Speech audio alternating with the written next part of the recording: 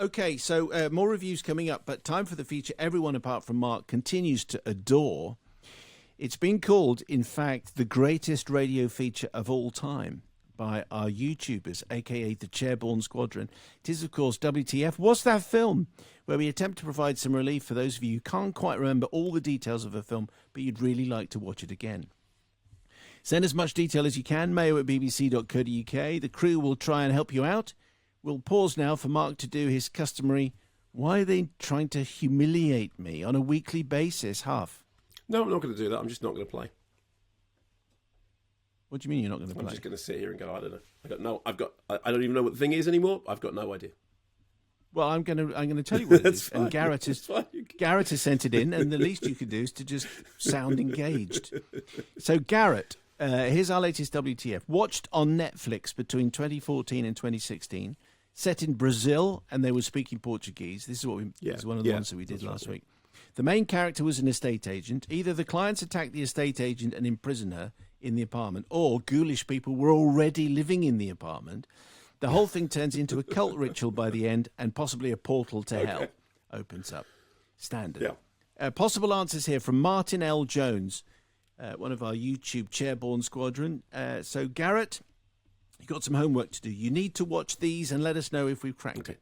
Martin L. Jones says, sounds like it could be the 2011 Argentinian horror film Penumbra, directed by the Bogliano brothers. It features a cult ritual based around a solar eclipse and a female estate agent. Okay. And Julian Braithwaite says it could be To Let, part of the collection 6 Films to Keep You Awake, except in that it's the estate agent that imprisons the couple. There's no cult ritual ending, and I recall it's in Spanish. Andy Elliott says, I'm pretty sure that this week's WTF question relates to a Spanish TV series of 6 short horror films released as one collection under the title Seis Películas para the Hombres. 6 films to keep you awake in 2006.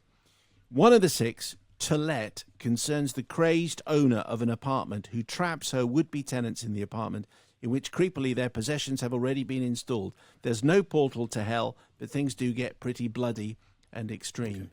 The other 5 films are pretty good too, especially The Baby's Room and A Christmas Tale. Well, so that sounds as though they've got it right. Yeah, I mean, and once again, I'd like to say I'm glad to hear this because I haven't seen that, and so the reason I don't recognise that plot thing is because I haven't seen it. So that's great. That's very good, and I will now check that out because that actually sounds quite interesting. Although, so it's a television series. It's not a film. It's a series of television. Spanish TV series. Yes, Seis Películas para no dormir. Okay. 6 films to keep you awake. It's back in 2006. Okay. So here's a brand new one. Here's a brand new one. So we can't do it live, obviously, but we can pick this up in the new year. So this is from Simon Skoltok. Okay. Here's my submission to the greatest feature on the radio. It's an Australian film that I stumbled upon late one night when I was a student in the early 90s. For some reason, it stuck in my head. Every now and then I try complicated Google searches to try and find it, even though it's a bit pants. So, here's the checklist, Mark. Yeah. It's from the 80s. Right. A guy visits a grand old colonial house in the bush. It's owned by a big daddy-like character. Has 2 daughters that seduce the guy. I can only remember the end. Guy's wife follows him out, and spoiler, none of it is real. The denouement shows what his wife sees, him dancing on his own in a clearing, and what he sees, him kissing a girl in a beautiful house. So, does that ring any bells at all? Yeah, it does. I know exactly what that is. Ah, okay, here we go. Yeah, no, I don't. I've got no idea. I've got absolutely no idea. No idea at all.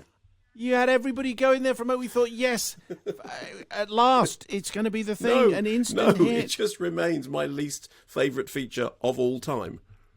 Okay, but we all love it. Anyway, so if you can help Simon with that Australian film.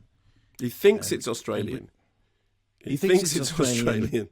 But it's probably Icelandic. Anyway, email mayo@bbc.co.uk. If you think it can help. Almost gave out my home email again, which would have been a very, very, very bad thing.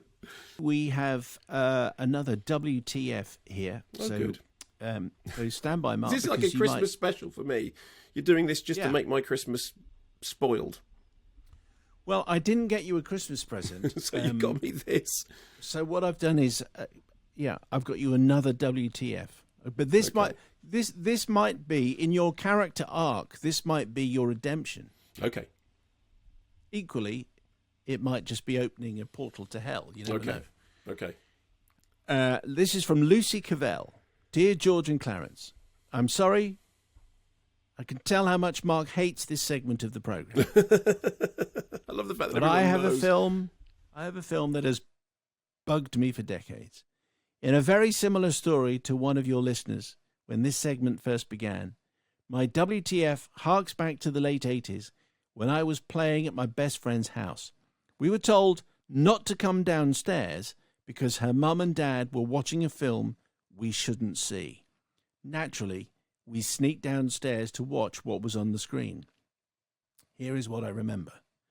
A male figure with a demonic head runs headfirst at a wall, and his head disappears inside his neck up to his shoulders.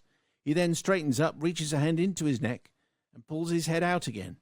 In another scene, there is a headless female corpse leaning against a wall, and all the limbs start twitching and flailing whilst green slime bubbles out of where the head should be. Now, I should add here that I was about 8 years old. This utterly terrified. I mean, you'd have to say, really, Lucy, when you were told not to watch it, there's a reason for that. That at 8 years old, you probably weren't ready for this. Anyway, I should add here that I was about 8. This utterly terrified me, and I had nightmares for weeks. I'm now 41, and these images are still in my head. Can you help me identify the film? Love the show, Steve. Hello to Jeremy Irons. And tickety tonk and down with COVID-19 and up with the blue-haired feminists. So, fine with that, but does this film ring any bells? Weirdly enough, the running into the wall, banging the head in, excuse me, banging the head in, and then, excuse me, sorry, I'm so sorry, Simon, hang on. Weirdly enough, the running into the wall, banging the head in, and then pulling it out again does ring a bell. I can't tell you from whence it rings a bell, but it does ring a bell. The rest of it just sounded like kind of, body horror stuff, but it's the knocking the head into the body and then pulling it out does ring a bell, but I can't. I mean, that's like Tom and Jerry. I mean, that happens on Tom and Jerry cartoons. Yeah, exactly. And I mean, also, I was thinking of that bit in Men in Black when the guy's head blows up and then his little head grows again, and then his little head grows back to normal size. But that does ring. But I can't tell you what the film is. But it does that particular scene does oddly ring a bell.